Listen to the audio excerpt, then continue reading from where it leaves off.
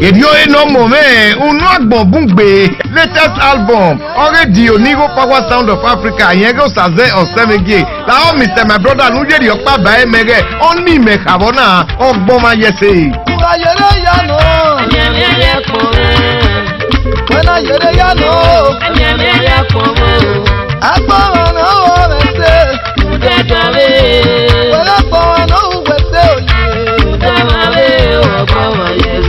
Bueno, de yamote, Ugu Boege, Prof. Osas Video Entertainment World International. Now, trust nobody except God. The number 214 Upper Siloko Road, Wogita Quarters, with Benin City.